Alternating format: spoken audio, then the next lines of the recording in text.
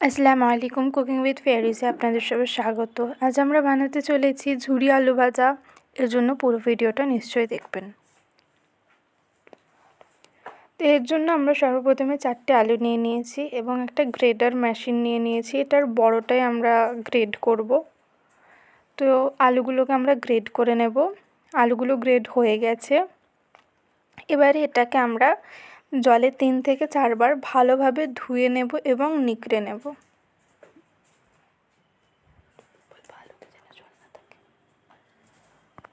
আলুগুলোকে এমনভাবে নেকড়াতে হবে যাতে একটুও জল না যেন থেকে যায়।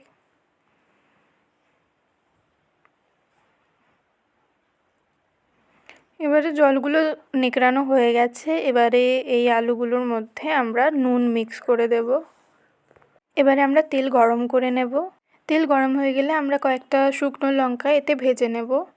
এগুলো তুলে নেওয়া হয়ে গেলে আমরা কয়েকটা বাদাম এতে দিয়ে দেব এবং হালকা ভেজে নেব। এগুলো ভাজা হয়ে গেছে। এবারে আমরা গরম তেলে আলুগুলো দিয়ে দেব।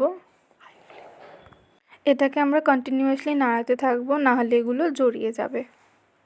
গ্যাসের আঁচ আমরা ফুল জোরে রাখবো। এটাকে আমরা 5 থেকে 7 মিনিট ভেজে নেব এবং নেড়ে যাব যতক্ষণ না এটা একটা পারফেক্ট কালার চলে আসে।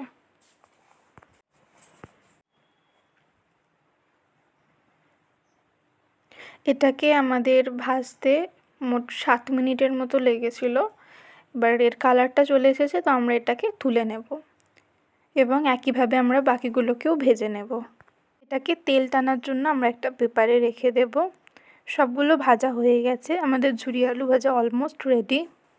এবারে এতে আমরা ভাজা বাদাম এবং শুকনো লঙ্কাগুলো মিক্স করে দেব এবং আমাদের ঝুরি আলু ভাজা রেডি। আপনারা সবাই নিশ্চয়ই ট্রাই করবেন। Thank you.